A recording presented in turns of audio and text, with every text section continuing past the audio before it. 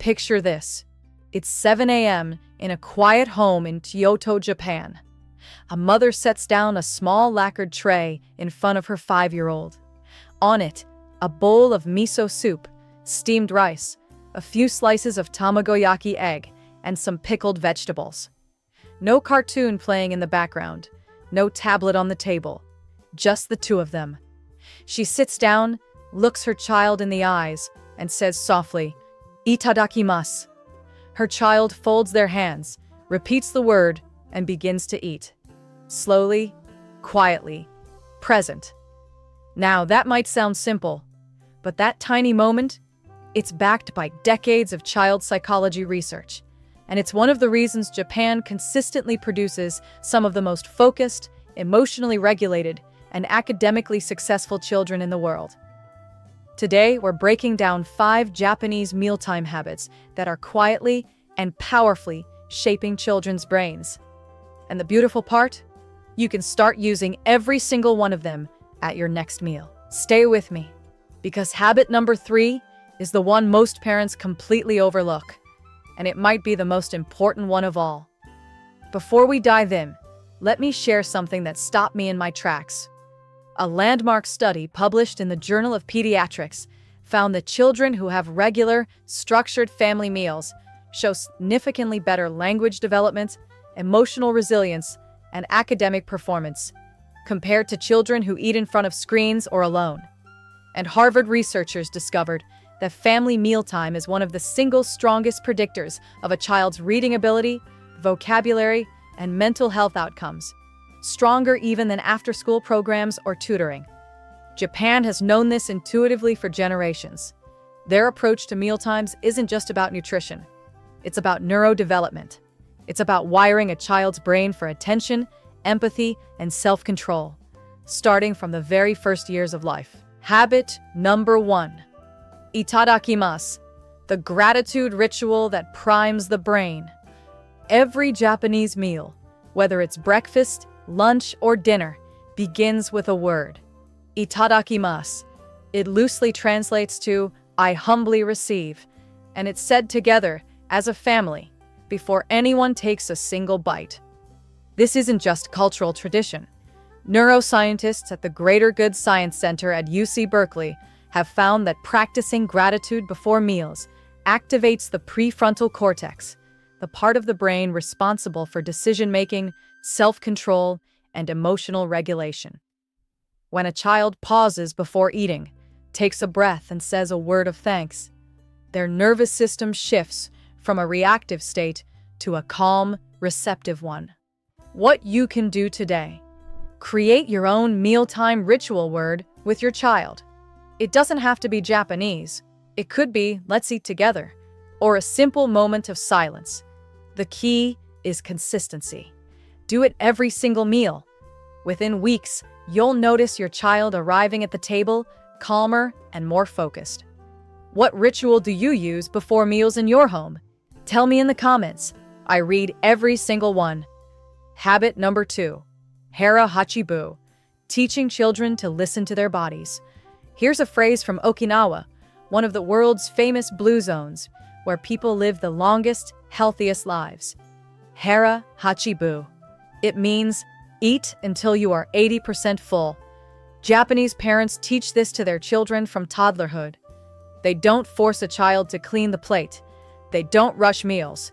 They encourage their child to check in with their own body. Are you still hungry? Or are you satisfied? And the brain science here is remarkable. Research from the Osaka University School of Medicine has shown that children who practice mindful, slower eating have better interoceptive awareness, meaning they're more in tune with their own internal signals. This skill doesn't just affect eating. It transfers directly to emotional self-awareness, focus, and impulse control in the classroom. What you can do today: halfway through your child's meal, pause and ask them, "How does your tummy feel? Still hungry or getting full?" Don't push them to finish everything. Trust their body. This one shift begins building a deeply intelligent relationship between your child's brain and body. Habit number 3. No screens at the table, the habit most parents miss. And here it is, habit number 3, the one I promised you. In Japan, the family meal table is considered a sacred space. No phones, no tablets, no television. This is not a punishment. Here's why this matters so much for your child's brain. When a screen is present at the table, even if it's not being actively watched, it reduces what researchers call conversational turns. A study from MIT's Early Childhood Cognition Lab found that back-and-forth conversation between a parent and child, not one-way talking, but real dialogue, is the single greatest predictor of a child's language development and IQ growth. Every question you ask your child at dinner, every story they tell you about their day, every "and then what happened," that is literally building neural pathways in their developing brain. Screens steal those moments, quietly, every single day. What you can do today, designate one meal a day as a screen-free conversation meal. Start with just one question. What was the most interesting thing that happened today? Then listen. Really listen. Let them talk. Let the silence breathe. Try this tonight and come back and tell me what your child said. I want to hear it. Habit number 4. Serving small portions across many colors. Open a Japanese child's lunchbox, called a bento, and you'll notice something immediately. It's not one big serving of one thing. It's small, varied, colorful portions of many different foods. A little rice, a little protein, some vegetables, a piece of fruit. This isn't just aesthetics. It's intentional neuronutrition. Research published in the British Journal of Nutrition confirms that dietary diversity, eating a wide variety of foods, especially colorful vegetables and fermented foods like miso, directly supports the gut-brain axis, which plays a huge role in mood regulation, focus, and cognitive development in children. Japanese children also grow up with an innate sense of portion awareness and food curiosity because they're exposed to variety from day one. This builds a more adventurous, flexible brain. What you can do today. Try the rainbow rule. Aim for at least 3 different colors on your child's plate at every meal. Make it a game. Ask your child to count the colors. You're not just feeding their body, you're training their brain to seek variety and stay curious. Habit number 5. Talking about food, not just eating it. The 5th habit is perhaps the most underrated of all, and it happens around the meal, not just during it. Japanese mothers regularly involve children in food conversation and preparation. They name ingredients, they explain where food comes from, they ask children to describe taste. Is it sweet? Bitter? Crunchy? Why do you think it smells like that? This habit is a language and cognitive explosion waiting to happen. Dr. Catherine Snow at Harvard Graduate School of Education spent years studying what she called rare word exposure, the sophisticated vocabulary children encounter in everyday conversations. Her research found that mealtime conversation was one of the richest sources of rare word exposure for young children, richer even than reading aloud.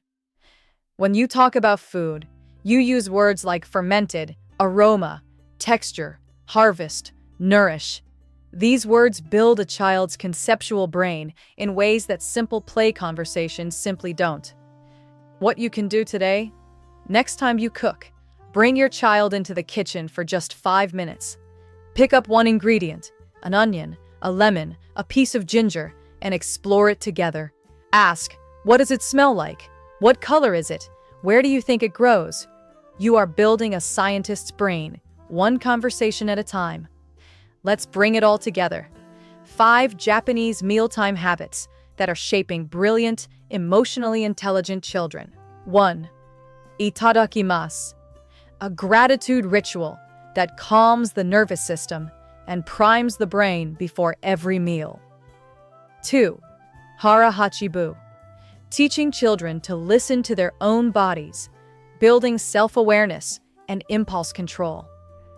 3. No screens at the table. Protecting the conversational moments that literally build your child's brain. 4. color and variety on the plate, feeding the gut-brain connection with diverse, nourishing foods. 5.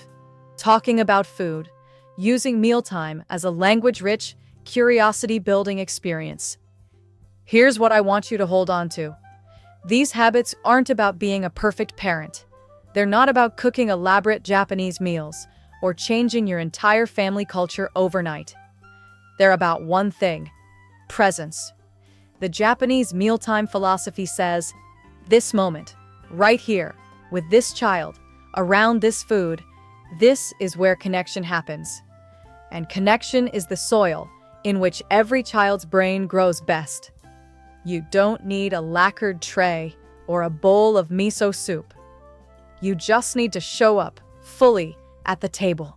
And that changes everything. If something in this video resonated with you, if there's one habit you're going to try tonight, drop it in the comments below. I genuinely want to know which one spoke to you most. And if you found this valuable, please share it with one parent in your life who needed to hear this today. That one share means more than you know. Like this video if you want more content on raising emotionally healthy, brain-smart children. And subscribe, because every week we bring you the science of childhood in a way that actually feels human. I'll see you in the next one. Take care of yourself and take care of those little minds around your table. Itadakimasu.